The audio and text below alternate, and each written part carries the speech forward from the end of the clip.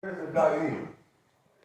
During the time of the Prophet Muhammad sallallahu when he sent the early Muslims to immigrate from Mecca because they were being persecuted, he had a choice of sending them to the Syria area of the world, which were Arabs who were Muslims. So the language was the same. They were Arabs who were Christians. So the language was the same and they were Christians. But he chose to send them to Abyssinia, where the language was different, but it was still supposed to be ruled by Christians. And one should ask themselves, wouldn't it have made more sense to send them to a place where Christians lived, but they were Arabs? What was the difference between those two lands?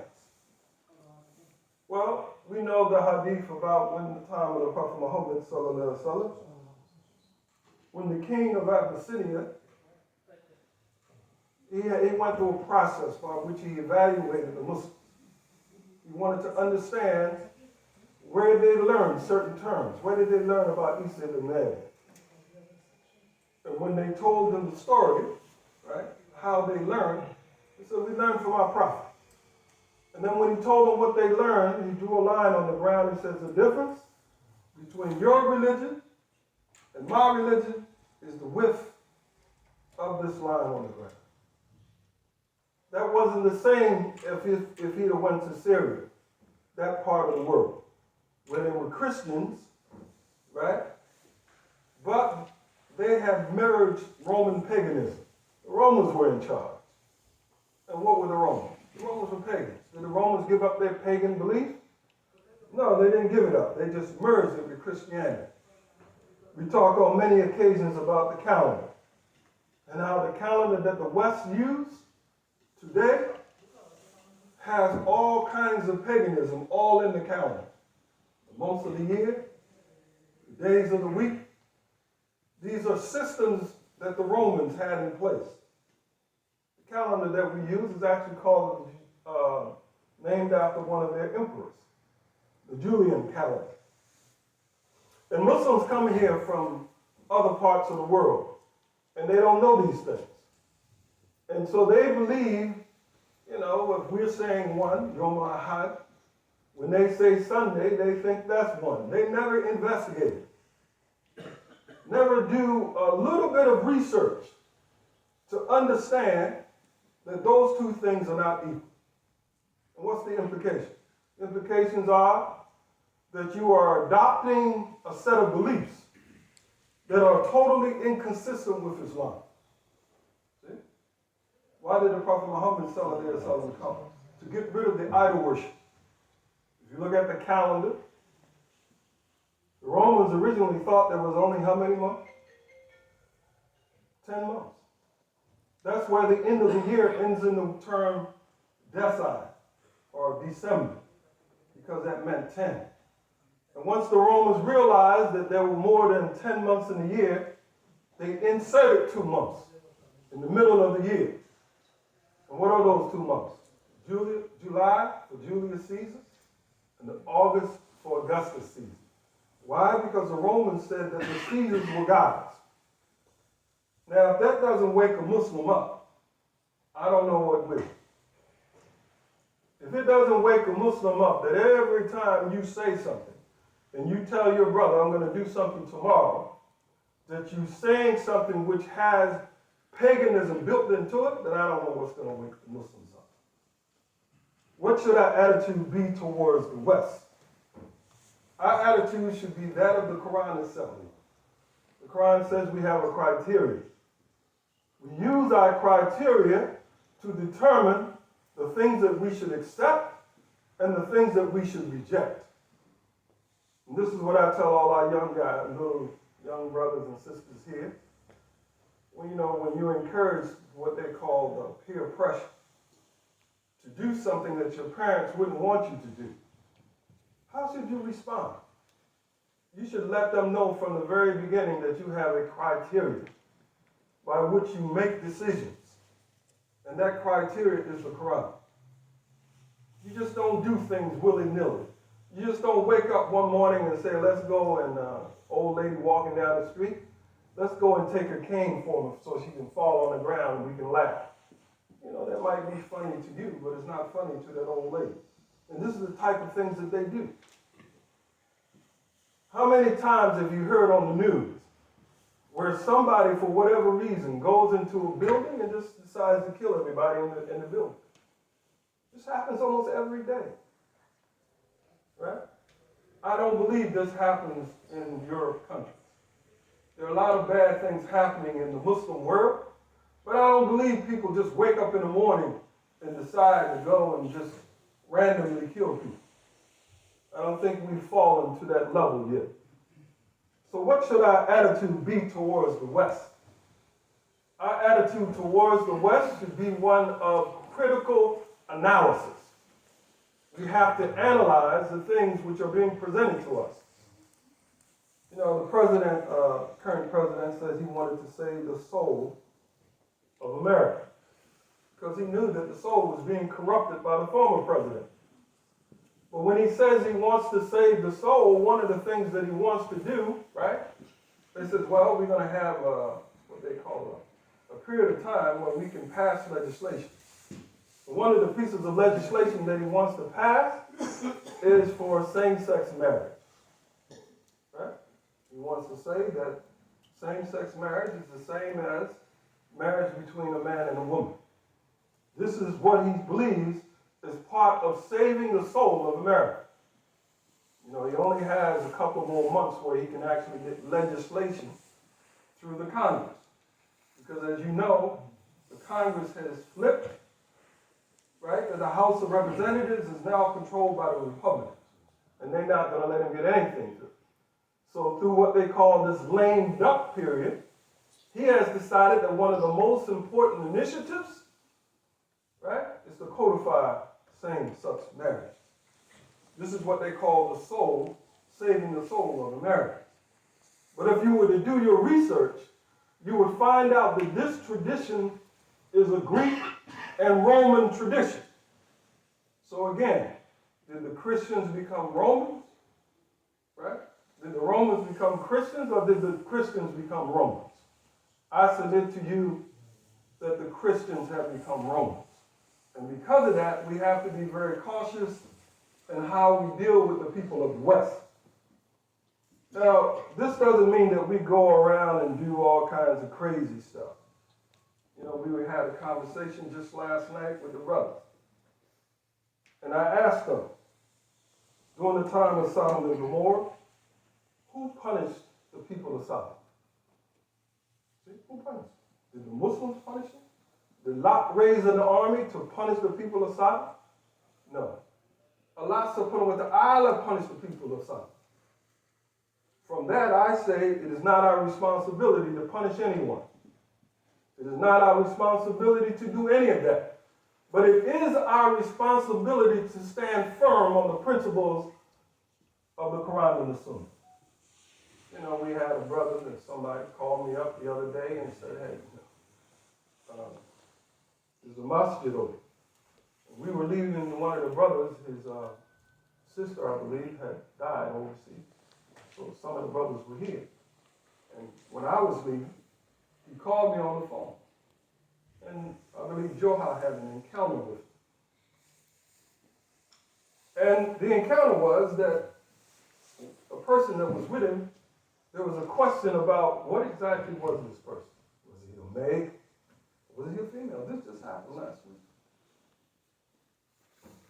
I said to the brothers, and this is my position, if people want to practice these kinds of beliefs, right, that you can be a homosexual, that you can be transgender, right, then they should become Yahud.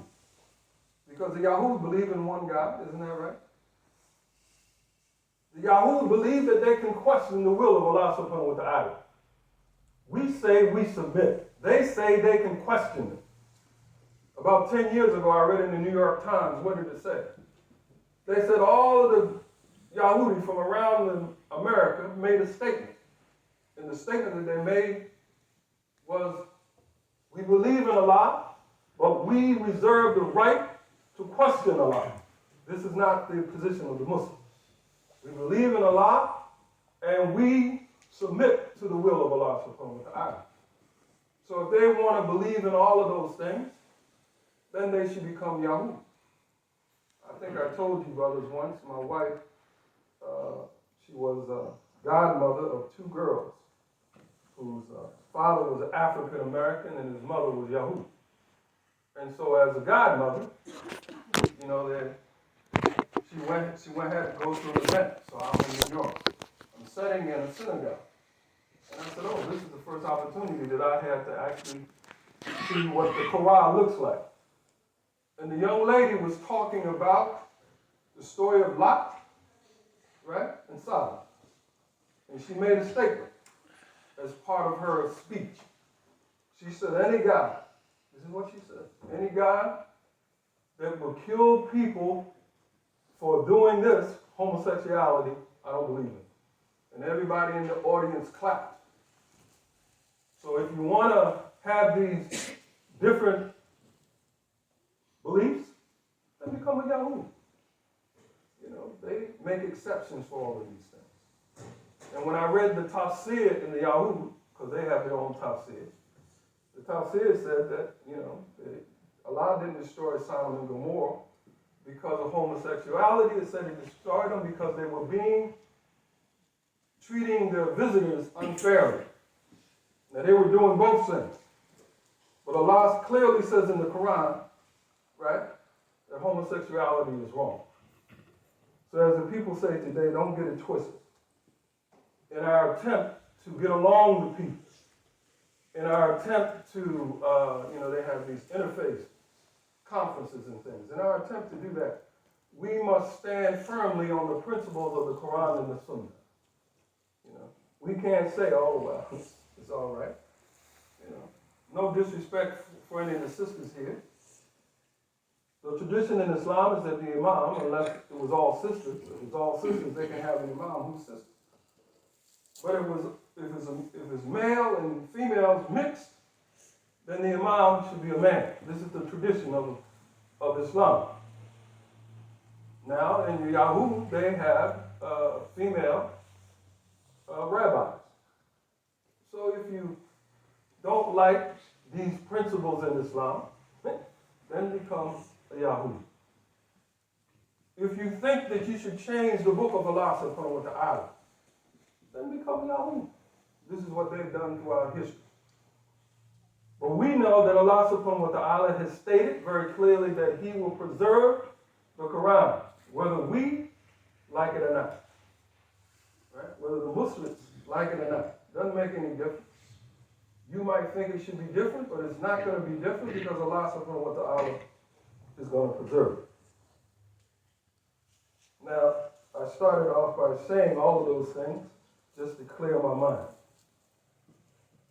But, as you know, then it is incumbent upon me to say what I'm going to say next, because the responsibility for what I just said is on me. That every soul will do what is accounted for, and each soul is going to come to the end of the prescribed time. And you will be dealt with according to your deeds. And I'm going to be dealt with according to the deeds of the last 10 minutes of what I've just said. And I'm willing to bear that responsibility as a Muslim. I don't believe that I've said anything incorrect. And these are things that we need to know as Muslims. All praise is due to Allah subhanahu wa ta'ala, the Rabb of the world. And may His peace and blessings be upon the Prophet Muhammad sallallahu alaihi wasallam, household and his companions. Now the brother was calling the Adhan last night. And after he called the Adhan, I turned and asked all of the brothers, how many of those phrases in the Adhan do people actually believe? You know, Allahu Akbar. How many believe that Allah is actually the greatest? If you believe Allah is the greatest, then you'll put aside anything that you're working on to do what Allah subhanahu wa ta'ala has told you to do. So if you substitute what you think is important for what Allah has said is important for humanity, then you don't really think that Allah is the greatest. How many people think when you say, come to success? I said it in English because I couldn't remember the Arabic. Right? Salat. How many people believe that coming to Salat is actually coming to success? Or do they just come to Salat because, hey, man, I'm from a Muslim country and this is what we do? Or do you actually believe that this is the place of success? What is it that you actually believe? So when we say the Adhan, how much of the Adhan do we reflect on? Or do we just go through the motions and just say it? Every single time we hear the Adhan, we should reflect on those words and its meaning. Right? Because if it wasn't necessary, it wouldn't be necessary to say it every time. We just line up and make salat and roll out, as the brother said. Dear Muslims, the greatest blessing that Allah subhanahu wa ta'ala bestowed on mankind is the sending of the Prophet Muhammad sallallahu alaihi wasallam, the pure deen that brings all that is good to mankind and protects them from all that is evil through his principles of justice, brotherhood, freedom, and peace. This is another statement that we say every week. And why do we say it? Because it's the truth. Look around at all the other deens that you see that are being practiced around the world and not analyze it from the standpoint of where I'm from. One of the advantages that I had in not being from a Muslim country was that I could analyze Islam just based on Islam. See, if I were analyzing it based on my religion that I was born with, then I would be prejudiced towards it. I remember one of the brothers when I first met him, and I was teaching Sunday school, and I had a problem with the Trinity. So I would teach the Ten Commandments. And then him and I had a debate. And I tried to justify the Trinity, and I couldn't do it. It didn't make any sense to me.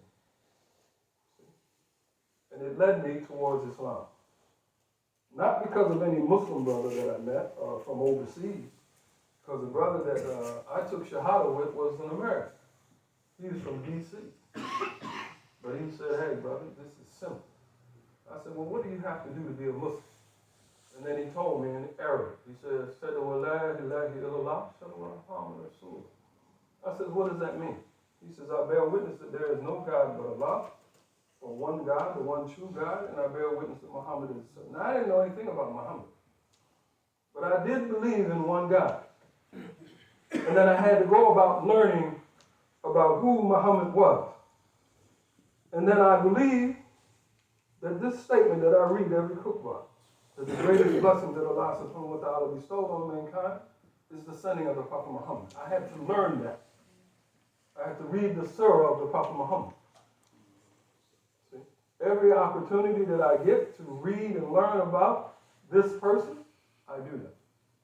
Why? Because he's the key. Without the Prophet Muhammad sallallahu alaihi wasallam, all of this other stuff doesn't mean anything. We don't know how to implement parts of Islam without the Prophet Muhammad sallallahu alaihi wasallam. So all praise is due to Allah subhanahu wa ta'ala. May his peace and blessings be upon the Prophet Muhammad sallallahu alaihi wasallam. Brothers in faith, brothers and sisters in faith, fear Allah. The fear of Allah, for that is the best earnings, and obey him. So if you want to make some money or something of value, fear Allah subhanahu wa ta'ala.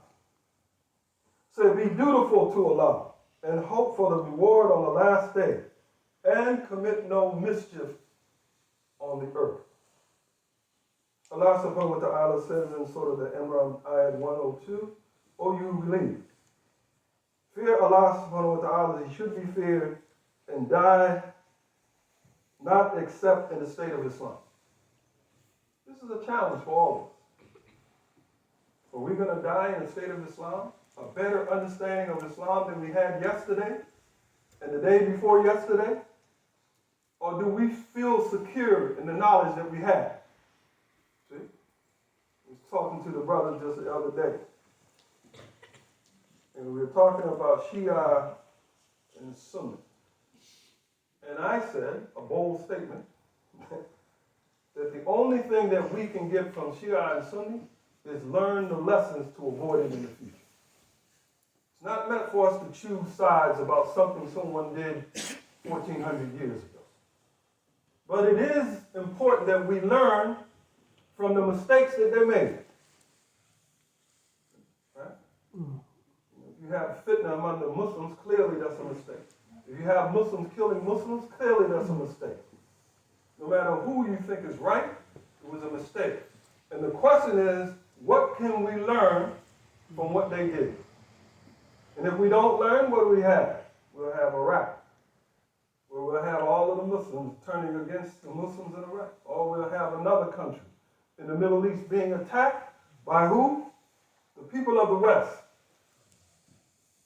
Based on their science and superiority, they're saying that these people are bad people. When in actual fact, 70% of the people in those countries, 80% of the people in those countries believe in Allah subhanahu wa ta'ala and the Sunnah of the Prophet Muhammad sallallahu alaihi wasallam. Just unfortunately, they have some leaders who have been misled by people of the West, right, and adopted their practices. Saddam Hussein once said, I read that you remember he used to have that thick mustache, he used to wear that little hat. Who else wore that? Stalin did. He said he practiced the Sunnah of Stalin. He didn't say he practiced the Sunnah of the Prophet Muhammad sallallahu alaihi wasallam. When he got in trouble, all of a sudden he grew big, and then he started quoting Quran and Hadith. But prior to that, he was practicing the Sunnah of Stalin. And Stalin was a butcher. That's who he was. And his disciple today, right, Putin, is a butcher. He's butchering people only because of his arrogance. So let us all pray to Allah subhanahu wa ta'ala for his help.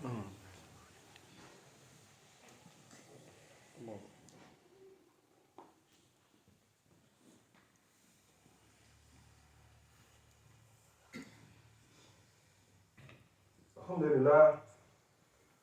Alhamdulillah rabbil alameen. The Prophet Muhammad sallallahu alaihi wasallam was reputed not to be able to read and write. But he was a person who eliminated the Jahiliyyah period in Islam. Even though he didn't read and write, he bought, right, the foundations of a new educational system for the Muslims. It was the Muslims that developed science, certain technologies, the method of doing science, the scientific method, all of that came from the Muslims. But all of a sudden we became lazy. See? We stopped learning. And we allowed the people of the West to pass us. Now we feel that we got to go to the people of the West. All we have to do is go back to our roots. Go back to our roots in Islam. And the spark of education and all those things will be renewed to us. This is what we need to do. You young brothers, you don't want to go and act like those brothers in school. I went to school with their parents and their grandparents. I can tell you now that they were knuckleheads then, and they're worse now. So if you think going to school and emulating them, going to school and painting your hair red, going to school and putting tattoos all over your body, see? If you think going to school, right, and learning nothing about the subject which you're there for, but learning everything about things which are around, if you think that's right, I'm here to stand up here and tell you, right, it took me 40 years to get over that. The ignorance that was taught in school. Stand on your Islamic principles. Let the people know that you have a criteria. And your criteria is the Quran itself. It calls itself the Furqan. It does it for a reason. It makes it clear. See? The Prophet Muhammad sallallahu alaihi wasallam came with a deen who is not hard to understand. It's not hard to understand where you need to break, right, from your worldly activities and make salah. It is not hard to understand why we need to give zakat. You got all of these people all around the world suffering. If everybody gave 2.5% of their wealth in terms of zakat, then we wouldn't have any suffering in any place on the earth. But the rich people, they only want to give something if they can make it look like they did something. You got people saying that they're giving money away and they're wealthier now than they were before they started giving money away. You know, Bill Gates, all of those people said they're giving away their money. And then you check the bank account and they're wealthier than they were before they start giving money away. That's not Islam. So, brothers and sisters, hopefully this khutbah has been helpful. We need to understand very clearly that where we're in the West, that the only protection that we have is the deen of Islam. If you don't use the deen of Islam as a way of protecting yourself, in the Bible it said put on the full coat armor of God. The armor that God has given you is your deen. If you throw your deen to the side, you're going to be unprotected. Just like we tell the brothers every morning, we have a little halakha. And the first thing we'll say is, hey, brother, how many people believe in the shaitan? And if you don't believe in the shaitan, that means you, what? That means you have no defense against something that you don't believe in. And if you don't believe that these people in the West have many false ideas, then you won't have any protection against these people. You must understand your deen very clearly. Right? Constantly reinforcing your understanding of your deen so that you may survive, and inshallah we'll see all of you in Jannah. May Allah subhanahu wa ta'ala help all of the Muslims all over the world. May Allah subhanahu wa ta'ala in the pieces and the understanding. Forgive me.